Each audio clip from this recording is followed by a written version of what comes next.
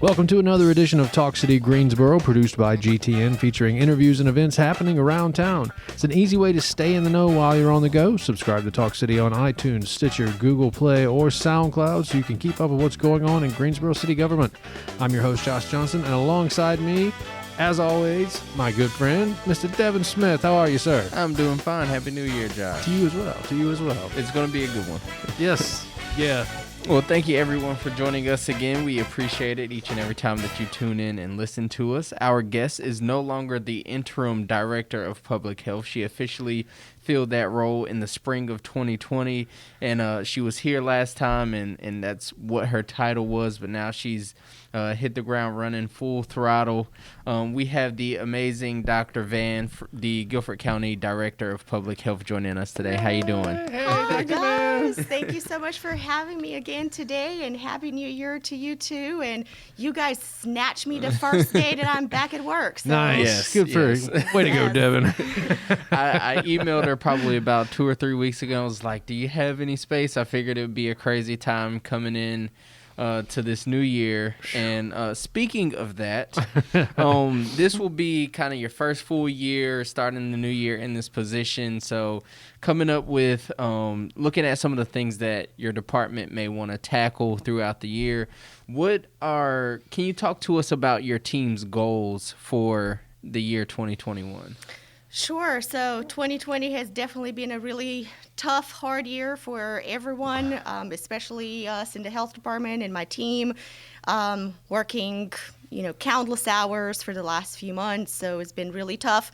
But we're very optimistic about 2021, and we have a lot of good things happening, even in the midst of an ongoing pandemic and still handling COVID-19 response. Mm-hmm. But we do have a couple of goals that we're hoping to achieve this year. Of course, having a really strong COVID-19 vaccine response and making sure that we make the vaccine available to as many people as fast as possible. So starting off 2021, this is one of the focuses that we have with some of the continuous goals of conducting the contact tracing and case investigation as well as testing capacity.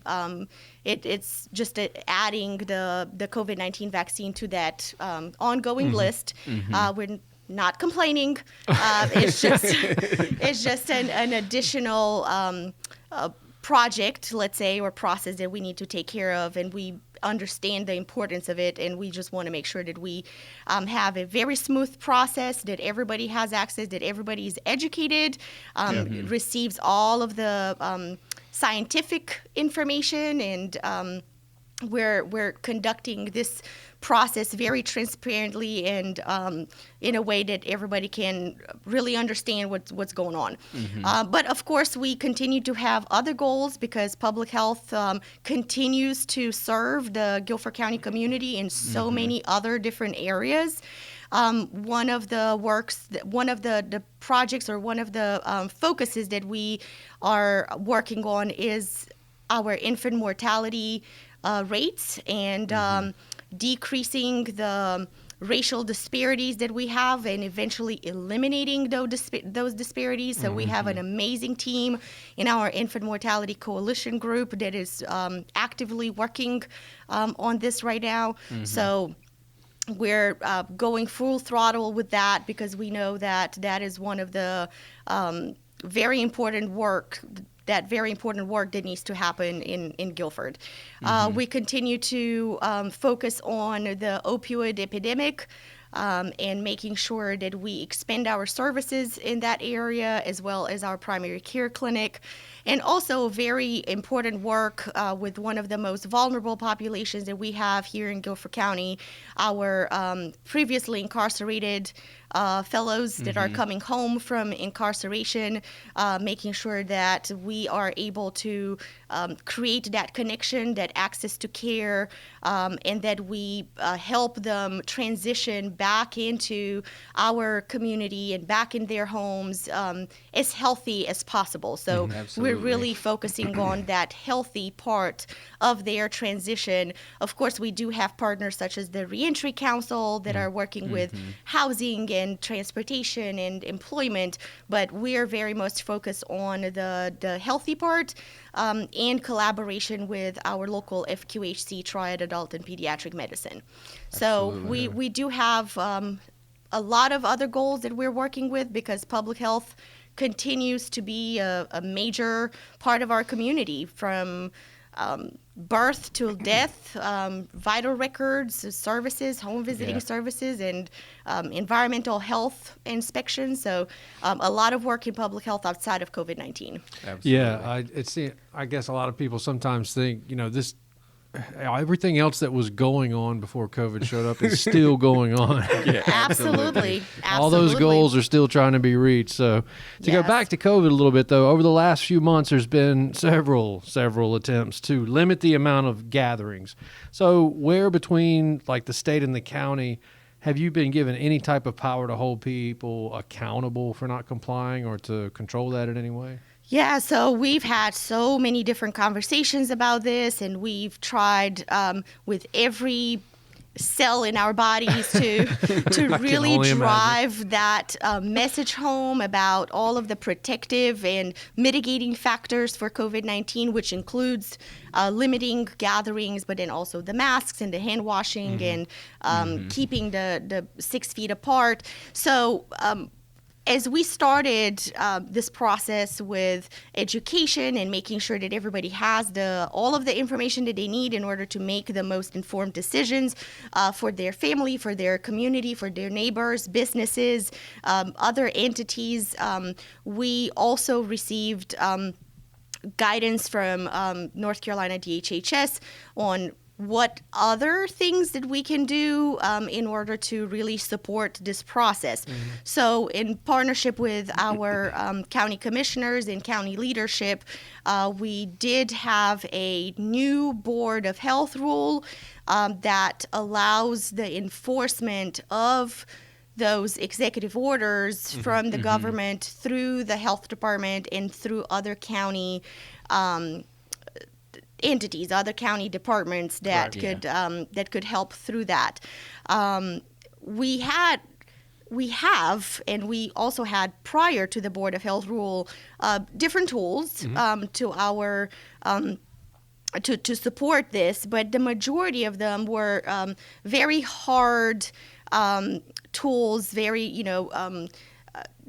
difficult to implement when we're talking about the criminal penalties and it was just very hard to do that. So through the Board of Health rule, it just allowed us to have yet another tool in our toolbox for civil penalties, which includes fines for those entities or individuals that are not really following the executive orders. So it was just a little bit of a different approach that gave us a little bit extra tools to work with. Pretty much. Yeah. You need all the tools you can get. That's absolutely right. So we're continuing to stress and focus on the fact that even if we do have this new Board of Health rule, that we do have these additional enforcement options, we still want our approach to be understanding the reason behind it, really have that approach from our community before we even go and do something like that. Because we're all about, in public health, we're all about education. We're all about making people make smart, healthy decisions, regardless of the setting that we're in or the situation that we're in. So yeah, absolutely. Yeah. And now I mentioned this earlier. You took over just as everything was, coming to light. Yeah. Everyone was running around. We didn't know what was going on, and it was like, well, now the mantle's yours. And so, with that being said, going into this year, you talked about the vaccines, and what can you tell us about how it's being distributed, any of the distribution information, and then if you've seen any positive or effects from it, from the first dosage? I know there has been some given here in the county. So can you just tell us how that's going? Yes, absolutely. So we've been talking about the vaccine distribution plan for many months now. We wanted to make sure that we stay ahead of the game, that we have some of those preliminary conversations going within our own team, but then with some of our partnering agencies.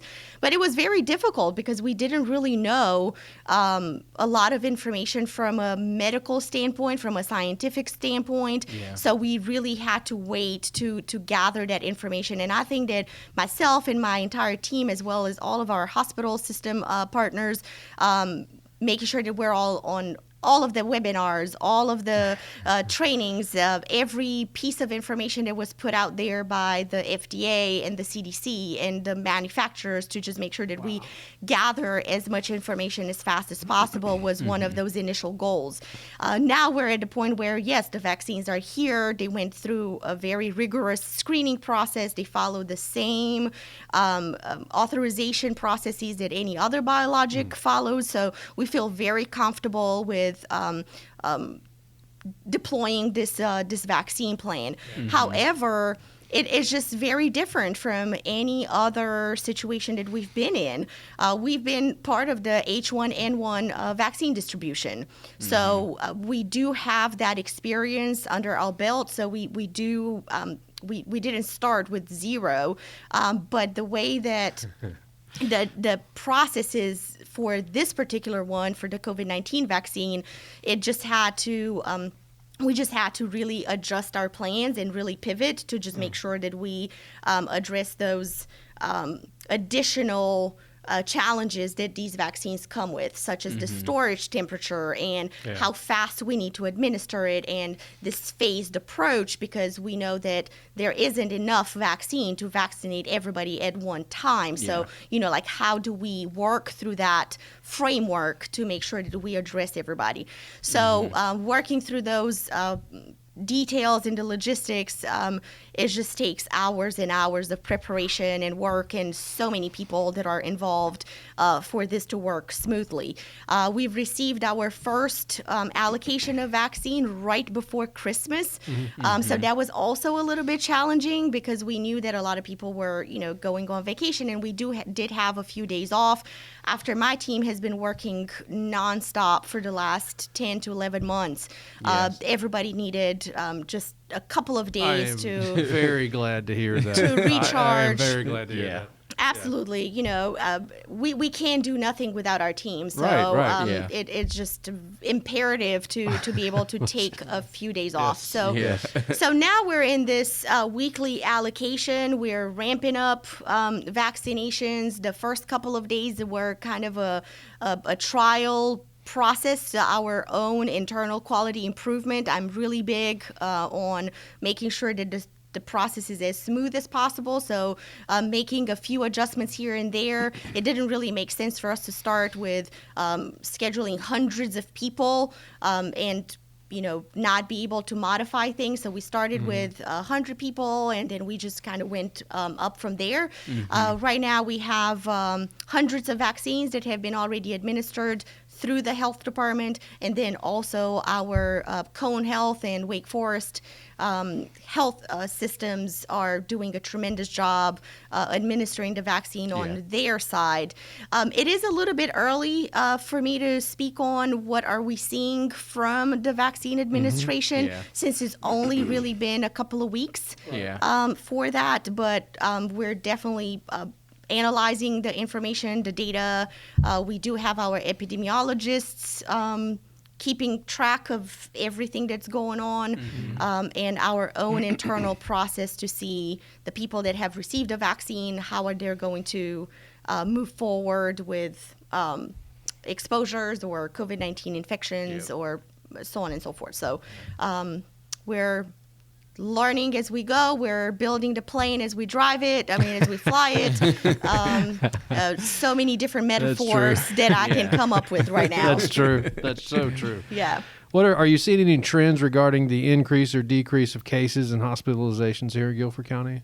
Sure. So I knew that you guys are going to ask me this question, and even if I tried to like casual on the side. Yeah. Tell us about the trends, Dr. Vann. yeah, I knew, and I had to, kind of prepare myself for this because as optimistic as I am as a person, and then, now into 2020, we really started the new year with just renewed energy, and my entire team is just very positive, and having the vaccine and seeing a little bit of a slither of a light at the end of the tunnel.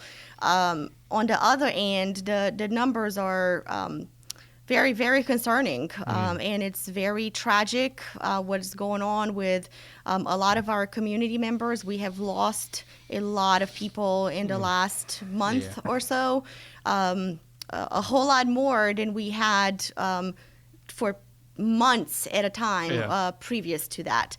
So our numbers are still going up, our hospitalizations are still going up, and we've seen a peak in those numbers right after Thanksgiving, and now with the holidays just wrapping up, we're probably going to see another really high spike in the numbers in the next 2 to 3 weeks, probably.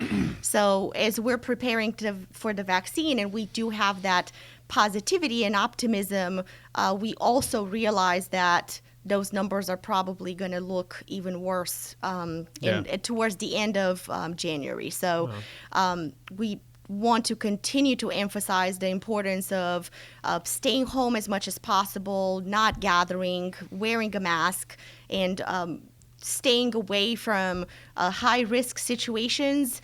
It's probably going to continue to be the message. I know people are tired of hearing about that, but it wouldn't be us. We wouldn't fulfill our mission if we wouldn't continue to say the same thing, over and over again. So that is my message to our audience today as well. I think it's important to do that. Yeah. And I mean, I can say that, I'm tired of having to sanitize my hand after I open every door. I'm tired of wearing a mask. I'm tired of doing a lot of things. I didn't get to see my family for Christmas and really for hard. Thanksgiving. But at the end of the day, I couldn't live with myself if something would have happened to my family because I wasn't thinking enough to just say, you know what, it'll be okay for us not to, there's other ways to do things to still be able to spend time with each other just so we can get through, the pandemic. We can beat it. So absolutely. We can. I think that's the important part. It's all of us. Yeah. We can do it. We can do it. Yeah. And then we just have to have a little fun with it, trying all the hand sanitizer smells that you can, that you can find out there until you really find the one that you like. And I like that. I enjoy putting makeup on only from my nose up. so just having a little bit of fun with that too. I think it's That's important. awesome. Yeah, absolutely. Well, Dr. Vann, can you also give us how people can get in contact with the health department, as well as figure out what other services, because like we said, it's not all COVID-19 global pandemic. You're there on a consistent basis. You were here before COVID. Yes. You're going to be here after COVID. That's right.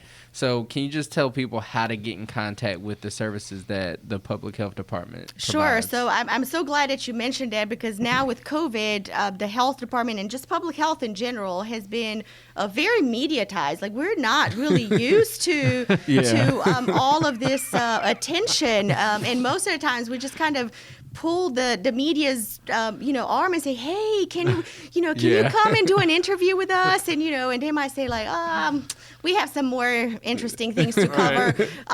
But this has really been as tragic and important this work has been, and doing some of the things that we've been trained to do, being able to really educate our community about all of the other services that public health and the health department offers, is really, really important. So we do have so many different services that we can help our community with, from home visiting programs for pregnant women and infants to the Infant Mortality Coalition that is working with families to make sure that they have positive outcomes for their newborns, to clinic services, education services, nutritional assistance, and so on and so forth. So our website is really a great hub for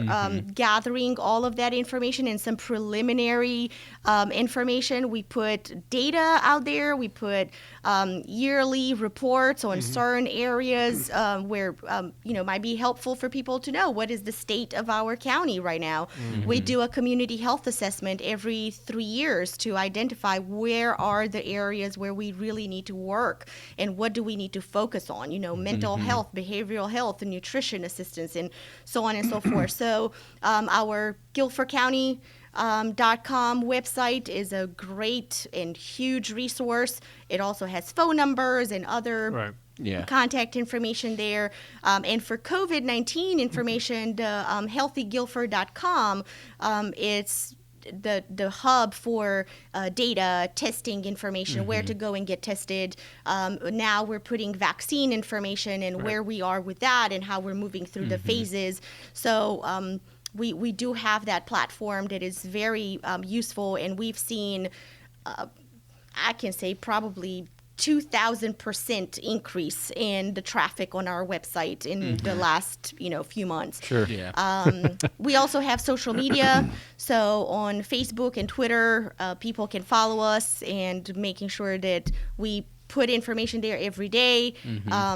With the most recent developments, depending on the age group, we know that certain age groups are more prone to go on different social media platforms. Right. So, so that is really a great place to get information. So the GuilfordCounty.com and also the HealthyGuilford.com websites. Absolutely. All right. Well, the information's out there, and I'll speak for you, or maybe you'll speak for me, but I just want to say thank you all.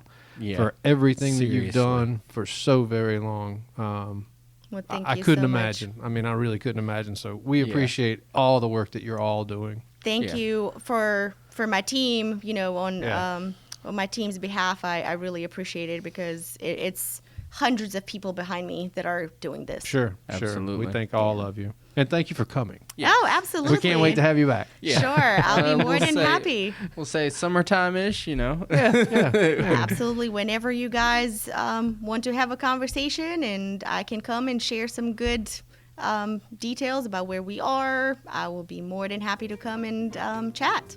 Cool. Right, thank you so much. Sure. Have a good one. You too.